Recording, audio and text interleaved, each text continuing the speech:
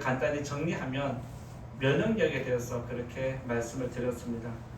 면역력은 눈에 보이지 않지만 우리 건강을 지켜주는 보호자와 같다라고 했고, 성령도 눈에 보이지 않지만 우리 영혼을 지켜주는 보호자와 같다라고 말씀드렸습니다.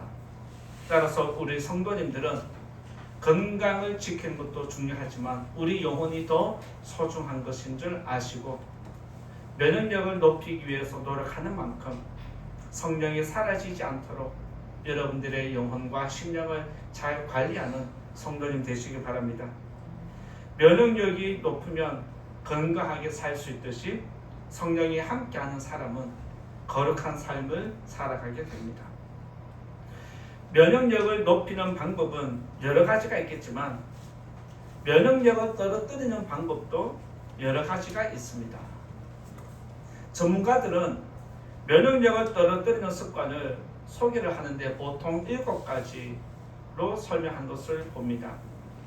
그런데 그 전문가들은 어떤 전공, 무엇을 공부했느냐에 따라서, 식견에 따라서 면역력을 떨어뜨리는 방법 7가지가 조금씩 차이가 나는 것을 보게 됩니다.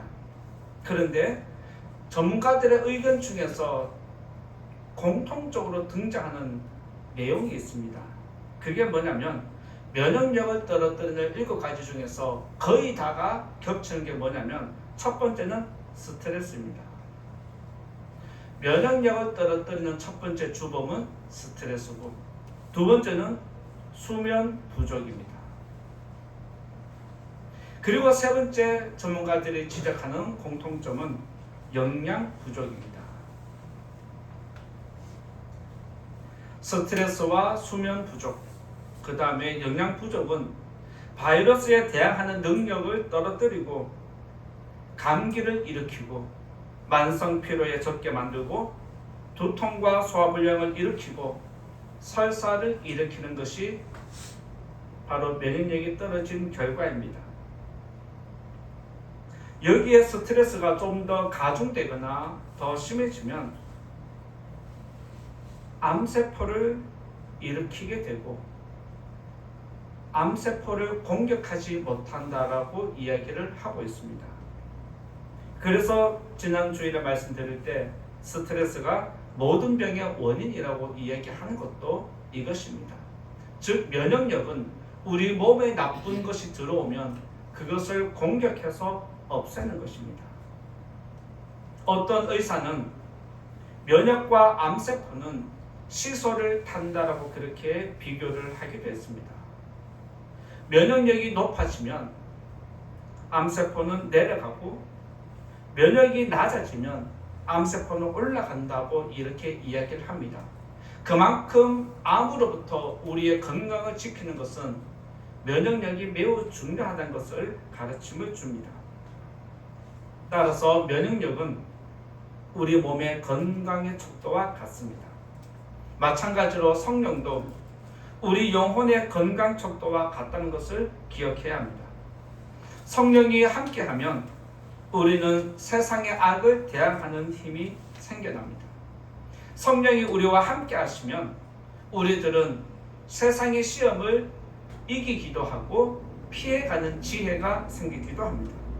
그런데 성령이 우리와 함께 하지 아니하면 사소한 말 한마디에 우리 믿음이 흔들리고 우리 영혼이 흔들리고 괴로움이 일어나고 때로는 믿음도 한순간에 포기하는 것을 보게 됩니다. 건강에서 가장 중요한 것은 면역입니다. 믿음 생활에서 가장 중요한 것은 성령입니다. 면역력을 떨어뜨리는 원인이 있듯이 성령을 소멸시키는 원인도 여러 가지가 있습니다. 성령이 소멸되는 이유가 무엇인지 오늘 2가지로 말씀드리고자 하는데, 그 2가지를 잘 기억하시고 여러분의 성령이 소멸되지 않도록 믿음을 잘 지켜가는 성도님 되시기 바랍니다. 첫 번째로 말씀드릴 것은 면역력을 무너뜨리는 것은 3가지가 있지만 성령을 소멸시키는 첫 번째는 탐하는 마음입니다. 성령을 소멸시키는 마음은 첫 번째로 탐욕입니다. 19절 말씀, 짧은 말씀이지만 또 함께 같이 소리내어서 읽도록 하겠습니다. 시작. 성령을 소멸하지 말며. 너무 짧으니까 뭔가 어색하지 않으세요? 한 구절 더 읽어야 될 것 같은 느낌이 들긴 합니다. 그렇지만 이 안에 여러분들이 기억해야 할 것이 무엇이 있냐면 성령을 소멸하지 말라는 그 안에는 탐욕을 자제해야 한다라고 말씀드릴 수 있습니다.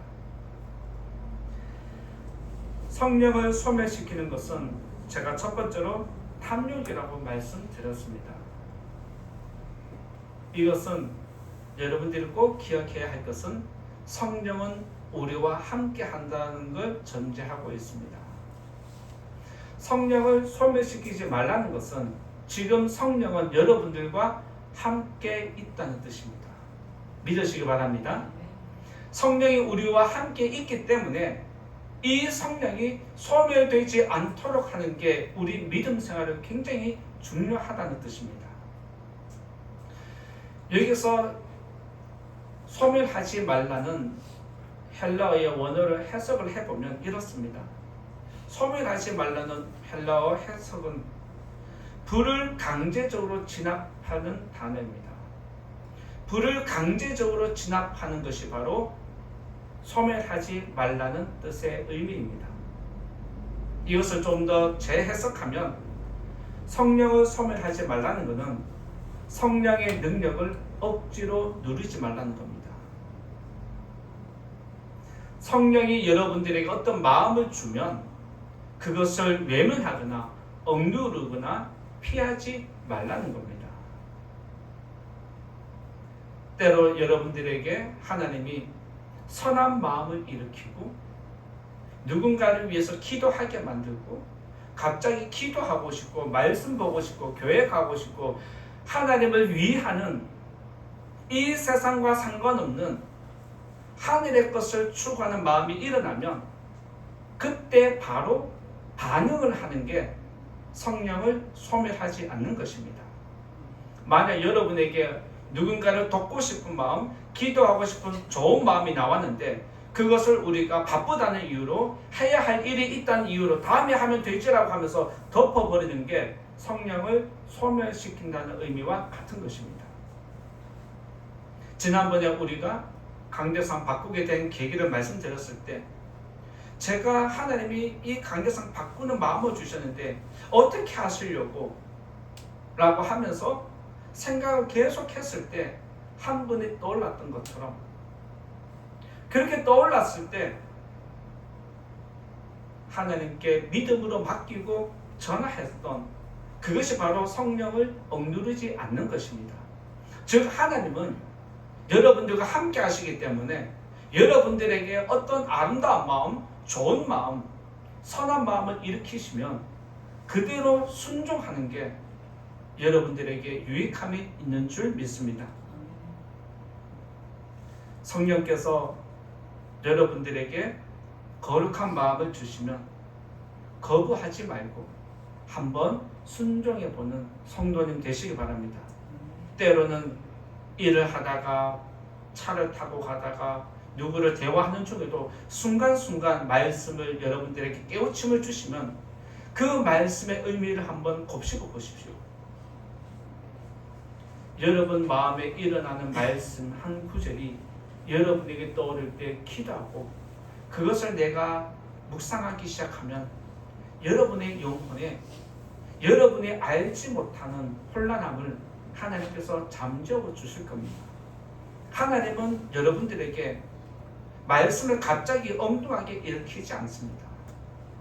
성령께서 여러분들의 영혼을 너무 잘 아시기 때문에 여러분들에게 필요한 마음이고 여러분들에게 필요한 말씀이기 때문에 순간순간 성령께서 여러분들에게 필요한 걸 일으키십니다. 그래서 지난 주일에 말씀드렸던 것처럼 우리들은 기도할 바를 알지 못하지만 성령께서 우리들을 잘 아시기 때문에 우리에게 필요한 말씀을 주시고 기도한다고 말씀드렸습니다. 바빌론이 이스라엘에 쳐들어왔을 때 다른 선지자들은 이스라엘이 절대 망하지 않을 것입니다 라고 왕에게 보고를 하고 왕이 힘을 내도록 도와주었습니다. 그런데 예레미야 선지자는 모든 선지자들과 정반대로 죄송합니다, 우리나라는 바벨론에게 망할 겁니다 라고 이야기를 자꾸 했습니다. 그러면 이것도 한두 번이지 자꾸 하게 되면 모든 선지자들을 그를 가만히 두겠습니까? 그런 말을 듣는 왕이 예레미야를 가만히 두겠습니까? 여러분들이 누군가에게 나쁜 이야기를, 부정적인 이야기를 계속해서 한다면 여러분들은 기분이 좋으십니까? 지금 위급한 상황 속에서 내 마음이 낙담되어지고 내 영혼이 흔들릴 때에 모든 선지자들은 나의 영혼을 강하게 하려고 나를 위로해주고 나를 버텨주려고 응원해주는데 예레미야는 오히려 무너뜨리고 절망의 소리를 합니다. 그러다 보니까 왕도 모든 선지자들도 예레미야를 배척하기 시작합니다. 네가 뭔데? 우리 모두 다 이렇게 이야기를 하는데 엉뚱하게 왜 이야기를 하냐고 그를 공격하기 시작합니다. 자기 생명이 위태한 순간을 몇 번을 지나가고 그렇게 아픔을 당했기에 예레미야도 사람이기 때문에 이런 마음을 가집니다.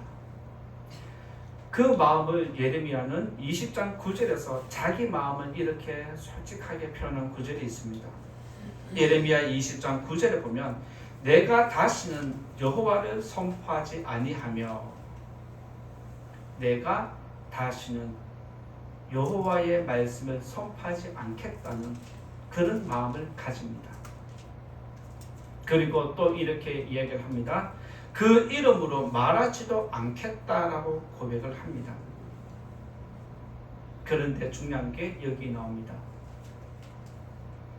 다시는 여호와를 선포하지 않고 그 이름으로 예언도 하지 않겠다고 내 마음에 작정을 하면, 뜻을 세우면 내 마음이 불붙는 것 같아서 골수에 사무치니 답답하여 견딜 수 없다라고 그렇게 고백을 합니다. 모든 사람들은 왕을 위하는 말을 하는데 나 혼자 왕과 그들과 정반대의 말을 할 때 얼마나 핍박이 거세게 들어오겠습니까? 그래서 그는 좀 더 쉽게 가고 좀 더 편하게 하기 위해서 하나님이 내게 주는 말씀을 하기 싫어서 그냥 안 하겠다는 겁니다.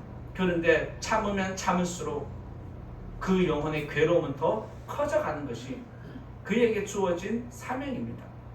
여러분들도 누군가에게 상처를 받다 보면 내가 저 사람하고 말 하나 안 하나 두고 봐라. 뜻을 작정할 때가 있잖아요. 근데 또 어쩌다 보면 또 안 할 수가 없잖아요.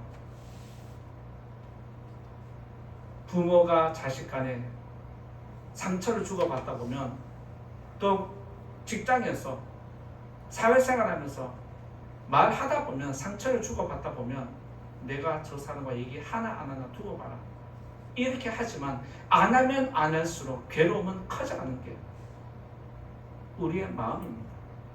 예레미야도 지금 하나님이 계속해서 나를 말하게 하시니까 하기는 싫고 마음의 괴로움은 커져간다는 뜻입니다.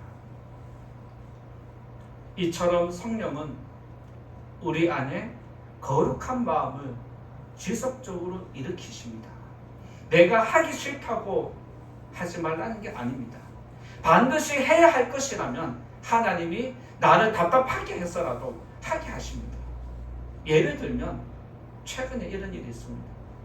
김일국 목사가 자기 몸 관리를 잘 못해요. 그리고 성도님들이 보실 때 답답하다. 저거 좀 고치면 좋겠다. 답답해서 견딜 수 없게 만드는 거예요. 그래서 그렇게 해서라도 김일국 목사를 고치게 만들어주는 거예요.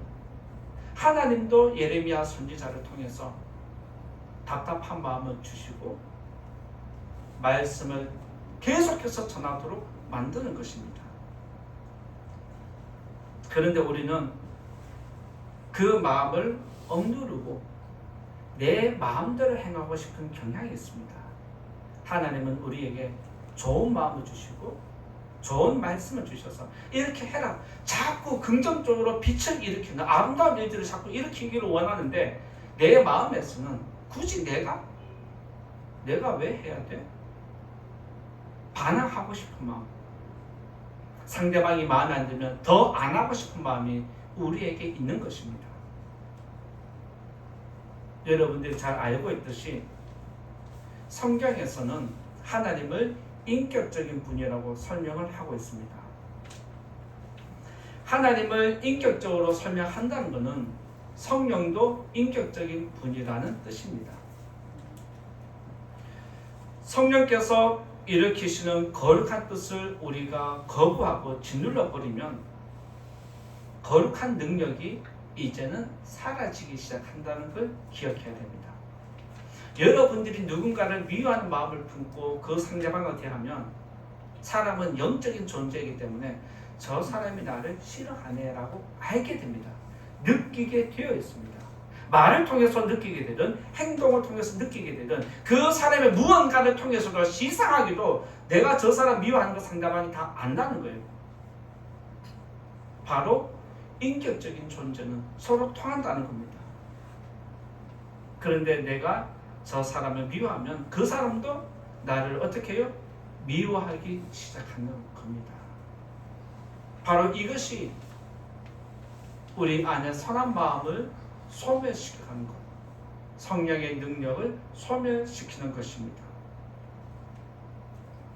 성령의 능력이 자꾸만 우리가 눌러버리면 성령이 인격이 있는데 감정이 있는데 가만히 있겠습니까? 네가 나를 싫어하는구나. 그럼 나는 가만히 있을게. 나는 그냥 너를 내려놓을게 하고 떠나십니다. 그렇게 되면 우리의 심령은 내 마음대로 하면 잘 될 것 같지만 한순간에 무너지고 시험드는 것입니다. 하나님께서 우리들을 지키시기를 원하는데 우리가 성령을 자꾸 짓누르는 이유가 그 근본 원인은 탐심입니다. 탐하는 마음이 일어나면 먼저 나의 이익을 생각을 하기 때문에 상대방은 생각하지 않습니다. 하나님은 탐심은 우상숭배라고 그렇게 표현을 하셨습니다.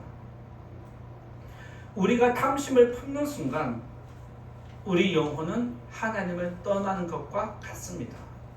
왜냐하면 우리가 성령을 품고 있지만 성령이 나를 떠나면 그 영혼의 빈자리에는 우상이 들어오든지 탐심이 들어오든지 세상 것이 반드시 들어오게 되어 있습니다. 그래서 탐심에 사로잡힌 사람은 거룩한 능력이 나타나지 않습니다. 여러분들이 세상 살면서 탐하는 사람 한 번쯤은 겪어보셨을 거라 생각되어집니다. 탐하는 사람들의 모습을 보면 사실 이성이 마비된 것을 여러분들이 잘 아실 겁니다. 어떻게 저럴 수가 있지? 상식 이하라고 얘기할 정도로 탐심에 사로잡힌 사람은 그걸 모릅니다. 그런데 제3자는 다 알고 있습니다. 어쩌면 여러분들도 탐심에 가득히 차진 않았지만 우리에게 때로는 탐하는 마음이 일어날 때가 있음을 기억해야 됩니다. 그때 우리에게 탐하는 마음이 일어나면 성령은 우리의 탐하는 마음을 멈추게 하시는데 우리들은 탐하는 마음이 커지다 보니까 성령께서 막고자 하는 것을 눌러버립니다. 내가 이게 이익이 큰데 내가 이게 좋은데 왜 내가 하고 싶은 거 못하게 해? 왜 자꾸 나에게 손을 펼치라고? 왜 자꾸 내가 잡은 거 놓으라고 해? 나 싫어. 내 이익인데 내 건데 왜 굳이 내가 손해를 봐야 해? 라는 마음이 일어나면서 성령을 소멸시켜 버립니다. 그러면 그 심령은 결국에는 탐하는 마음이 자라게 되고 성장하게 되고 채워지면 우리들은 세상 사람들이 이야기하듯이 안하무인이 될 수 있습니다. 그렇기 때문에 성령을 소멸시키는 가장 강력한 것은 탐하는 마음이라는 걸 기억해야 됩니다. 탐심의 뿌리는 무엇일까요? 바로 죄입니다. 탐하는 마음이 어디서 나오느냐? 죄에서 나오는 것입니다. 로마서 7장 8절에 보면 이런 말씀이 있습니다. 로마서 7장 8절에 보면 죄가 기회를 타서 내 속에서 온갖 탐심을 이루었나니라고 했습니다. 죄가 기회를 타서 내 마음에 탐심을 일으켰다라고 정확하게 기록합니다. 그리고 그 죄로 말미암아 죽을 거다라고 이야기를 하고 있습니다. 죄는 사망이라는 말로 연결되는 말씀입니다. 모든 사람은 죄인이기 때문에 언제든지 탐하는 마음이 일어나는 것이 사실입니다. 그런데 이 탐하는 마음을 제거하는 것이 바로 성령의 능력입니다. 성령의 능력을 거부하는 것은 나에게 지금 뭐가 있다? 탐하는 마음이 있다는 걸 증명합니다. 따라서 탐심이 성령을 소멸시키지 않도록 여러분의 마음속에 있는 탐하는 마음, 그 뿌리, 죄까지 제거하는 것이, 그 죄를 하나님께 의탁하는 것이 바로 기도 생활이고 우리의 믿음 생활입니다. 잡초를 뽑을 때 뿌리채 뽑아야 되는 이유가 있습니다. 잡초를 뽑을 때 위에 나온 것 그것만 뽑아서 버리면 그 뿌리에서 다시 또 잡초가 자라는 것입니다. 뿌리채 뽑지 않은 잡초는 다시 한순간에 무성해지듯이 탐심을 아무리 없애도 탐심의 뿌리인 죄를 없애지 않으면 탐심은 언제든지 계속해서 순간순간 일어난다는 걸 기억해야 됩니다. 그래서 여러분들에게 내가 탐하는 마음이 있구나라고 생각이 되어지면 그 탐심을 없애달라고 기도하는 게 아니라 그 탐하는 마음이 일어나는 죄의 원인까지도 여러분들이 기도하셔야 합니다. 그렇게 하시기 바랍니다. 엘리사 선지자가 나만 장군의 문둥병을 고쳐주었습니다. 나만 장군이 내 병을 고쳐주면 내가 많은 예물을 그에게 바치겠다라고 하면서 많은 물품을 가지고 왔습니다. 그런데 엘리사가 병을 고쳐주었는데 하나도 받지 않습니다. 내 성이니까 여기까지 가지고 온 것이 있으니까 하나는 받아달라고 해도 절대 받지 않겠다라고 선을 그었습니다. 그런데 이 모습을 지켜보던 엘리사의 사환 게하시가 있습니다. 그래서 게하시는 자기 마음에 이런 마음을 품습니다. 열왕기하 5장 20절에 보면 게하시가 어떤 말을 하는지 이렇게 기록되어 있습니다. 사환 게하시가 스스로 이르되 내 주인이 아람 사람 나아만에게 면하여 주고 가지고 온 것을 손에서 받지 아니하였도다. 여호와께서 살아계심을 두고 맹세하노니 내가 그를 쫓아가서 무엇이든지 그에게서 받으리라. 엘리사가 그 귀한 물품을 하나도 받지 않으니까 그 상황을 지켜본 사환이 아니 저렇게 많은 것 중에서 한 개쯤은 받아서 내주면 되지. 내가 어떻게 해서든지 하나님 앞에 내가 맹세를 한다. 내가 저 사람 뒤쫓아가서 무조건 한 개라도 받아온다. 이런 마음을 품습니다. 이것이 바로 탐하는 마음이 그에게 일어나는 것인데 자기 마음을 관리하지 아니하면 이런 마음이 일어난다는 것을 기억해야 됩니다. 나만 장군이 엘리사에게 주려고 가지고 온 물품은 엄청난 것이었습니다. 그런데 그것을 지켜본 게하시는 탐욕으로 성령의 능력을 소멸해 버렸습니다.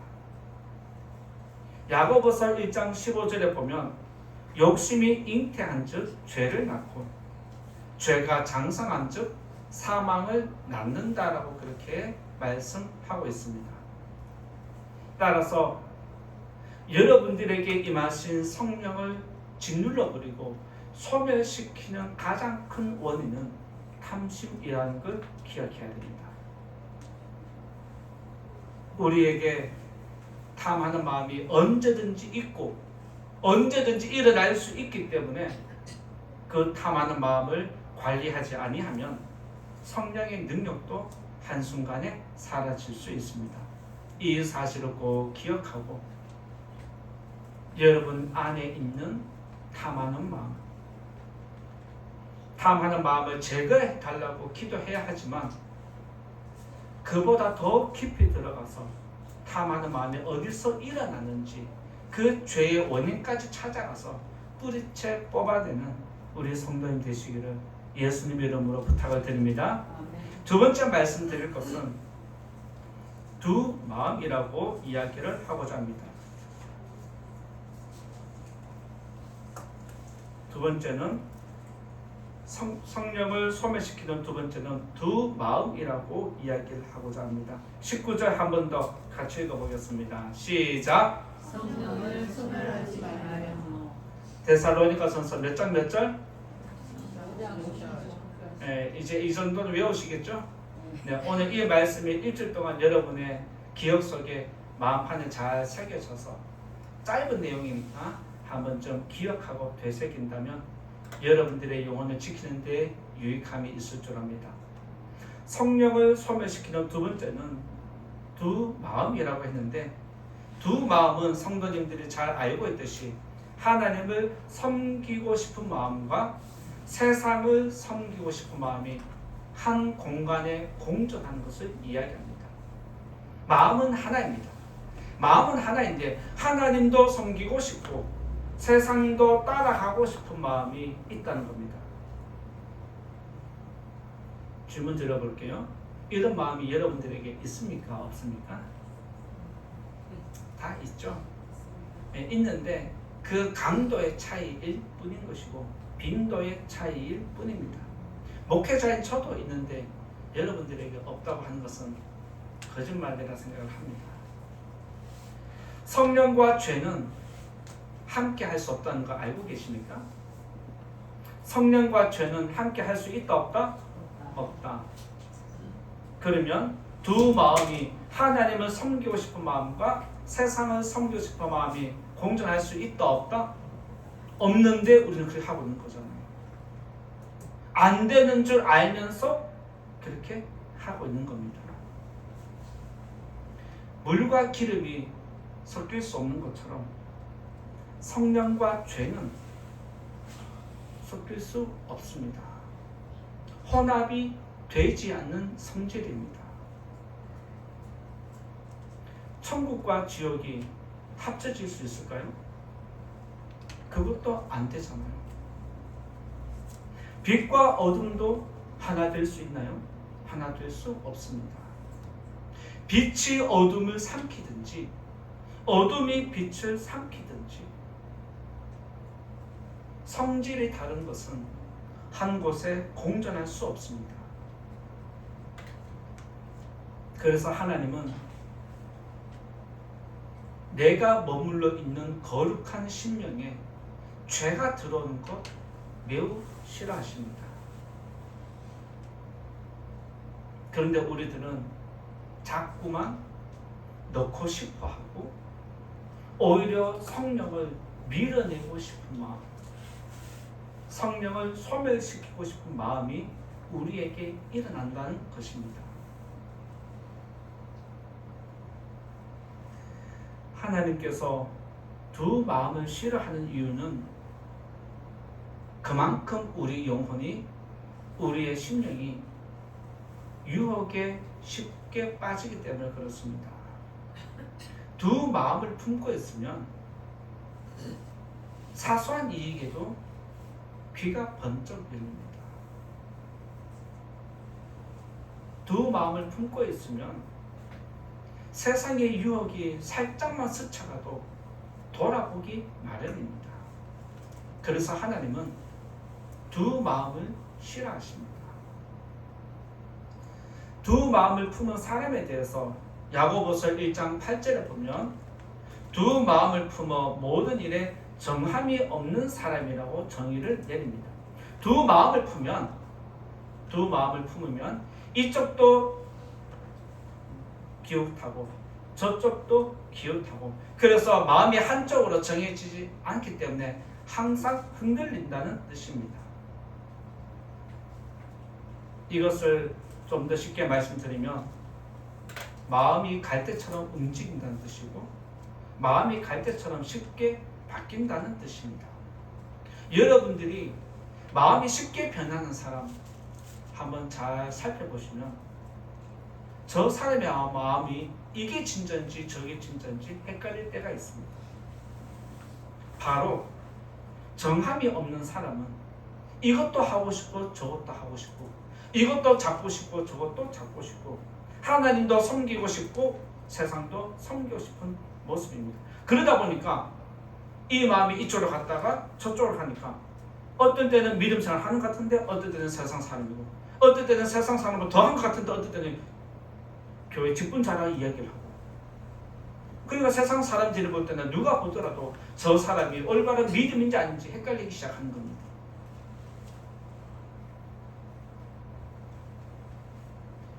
두 마음을 품은 사람이 흔들리는 이유가 무엇이냐면 자기 이익 때문에 그렇습니다. 결국에는 자기 이익, 나만을 생각하는 것입니다. 믿음 생활이 재미있으면 교회 오지 마라 해도 교회 와요. 교회 가는 게 내게 유익함이 있으면 이익이 되면 교회 스스로 찾아옵니다. 그런데 믿음 생활이 재미없어지고 교회 생활이 내게 도움이 안 된다 싶으면 세상으로 가는 것입니다. 그래서 내게 이익이 되는 곳에 마음을 줬다가 안 된다 싶으면 뺐다가, 세상이 이익이 되면 세상에 갔다가 세상이 이익이 재미없으면 또 다시 교회로 들어오고 왔다 갔다 하는 게 두 마음을 품은 사람의 모습입니다. 이들의 상태는 마음이 바뀌면 믿음도 바뀝니다. 마음이 바뀌면 믿음이 바뀐다. 정상일까요? 올바른 믿음 생활은 아닙니다. 두 마음을 품는 이유가 무엇이냐면 사람들은 두 가지를 다 갖고 싶어서 그렇습니다. 이것도 갖고 싶고 저것도 갖고 싶고, 그래서 둘 다 잡을 수 있을 것처럼 생각이 듭니다. 여기서 열심히 하고 이거 잡고 저기서 열심히 해서 저것도 잡고, 둘 다 열심히 해서 잡으면 된다고 생각하지만 죄송하게도 둘 다 놓치게 된다는 게 하나님의 말씀입니다. 둘 다 잡는 것처럼 느껴지지만 뒤를 돌아보면 둘 다 없어집니다. 여러분들이 지금까지 1년 동안 믿음 생활 해오셨는데 올 한 해 둘 다 잡기 위해서 노력하셨습니까? 아니면 한쪽만 잡기 위해서 노력하셨습니까? 만약 지금까지 여러분들이 둘 다를 잡기 위해서 양쪽에서 부지런하게 살아왔다라면 지금 좀 돌아보면 이것도 있는 것 같은데 없고 저것도 있는 것 같은데 없는 것이 바로 두 마음을 품은 결과입니다. 두 마음을 품으면 한 곳에 집중할 수 없기 때문에 자꾸 괴로움과 고통만 가중될 뿐입니다. 거룩한 것과 세상의 것은 질적으로 다르기 때문에 동시에 다 가질 수 없습니다. 한 마음 안에 거룩한 것과 나쁜 것이 공존할 수 없는 그 원리입니다. 그래서 하나님은 둘 중에 하나를 선택해라 말씀하십니다. 뜨겁든지 차갑든지 둘 중에 하나를 선택하라고 말씀하십니다. 둘 중에 하나를 선택하라는 것은 하나를 포기하라는 것과 같은 것입니다. 믿음을 선택하면 믿음이 성장합니다. 세상을 선택하면 내가 원하는 것을 잡을 수 있습니다. 그래서 하나님은 영적인 것을 택하든지 세상의 것을 택하든지 둘 중에 하나를 선택해서 둘 중에 하나라도 잡으라는 것이 하나님이 저와 여러분들에게 선택권을 넘겨준 것입니다. 여러분들이 무엇이 가치가 있고 무엇이 소중한지를 안다면 둘 중에 하나는 잡고 둘 중에 하나는 반드시 내려놓아야 합니다. 선택이 빠르면 빠를수록 여러분의 영혼의 괴로움은 줄어들 것입니다. 선택이 결단이 서지 않으니까 계속해서 잡고 싶고 놓고 싶고 마음이 흔들리는 것입니다. 하나님은 우리에게 성령을 주셨지만 우리는 죄를 짓고 싶은 본성이 항상 있습니다. 그러다 보니까 자꾸만 우리의 마음이 세상으로 가고 싶은 마음이 일어나는 것입니다. 우리의 마음과 눈이 세상으로 향하도록 만드는 것이 유혹입니다. 즉, 두 마음을 품는 것 자체가 우리들이 항상 유혹에 노출되어 있다는 것입니다. 여러분들이 유혹에 넘어가면 성령을 소멸시켜 버립니다. 그런데 여러분들이 유혹을 당했을 때 성령의 뜻을 따르면 유혹을 끊어내는 능력이 나타나는 것입니다. 따라서 믿음 생활은 내 안에 계신 성령을 소멸시키느냐 지키느냐의 싸움입니다. 믿음 생활은 내 안에 계신 성령을 소멸시키느냐 지키느냐의 싸움입니다. 지금까지 여러분들이 믿음이 잘 자라왔다면 성령을 인정해 준 것입니다. 만약 여러분들이 지금까지 믿음이 자라지 않았다면 성령을 소멸시켜 왔다는 뜻이기도 합니다. 이제 올 한 해가 얼마 남지 않았습니다. 올 한 해 얼마 남지 않은 시간 동안 여러분들이 성령을 소멸시킬지 성령을 지킬지는 여러분들이 결정하셔야 합니다. 두 마음을 품고 믿음 생활하는 성도님들 모습을 보면 시간이 지나면 믿음에서 서서히 멀어지는 것을 보게 됩니다. 목회자가 그것을 모르는 게 아닙니다. 안타까움으로 지켜보고 뒤에서 기도하고 기다릴 뿐인 것입니다.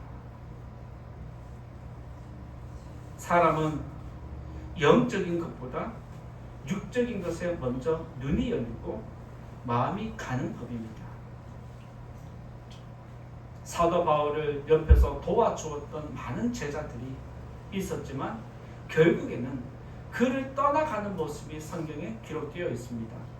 사도 바울은 디모데후서 4장 10절에서 이렇게 나를 떠나간 사람, 믿음을 떠나간 사람에 대해서 이렇게 기록을 하고 있습니다. 데마는 이 세상을 사랑하여 나를 버리고 데살로니가로 갔고 그레스게는 갈라디아로 디도는 달마티아로 갔다. 즉, 두 마음을 품은 사람은 서서히 멀어지는 것을 보게 됩니다. 지금까지 참 행복한 교회를 함께 섬기고 믿음 생활을 해왔지만 마음이 멀어지면 서서히 믿음에서 떨어지고 교회를 출석하지 않고 목회자와 단절한 것을 보게 됩니다. 바로 이런 모습이 두 마음을 품었기 때문에 나타나는 결과입니다. 믿음이 좋은 사람도 오랜 시간 동안 세상 영광이 노출되면 그의 마음에 두 마음이 자라게 되는 것입니다. 누구라도 나는 괜찮다 자신할 수 없다는 겁니다. 세상 영광에 많이 노출되면 노출되는 만큼 우리 영혼은 더 위험하다는 것을 기억해야 됩니다. 한국교회에서 유명한 목사님들이 얼마나 많이 있습니까? 그런데 그들이 노년에 부끄럼 당하는 것도 결국에는 두 마음을 품었기 때문에 그렇습니다. 세상 영광에 많이 노출되면 우리 영혼은 위험하다는 걸 기억하고 세상 영광 너무 좋아하지 마십시오. 사람들에게 영광 받는 것 너무 사모하지 마십시오.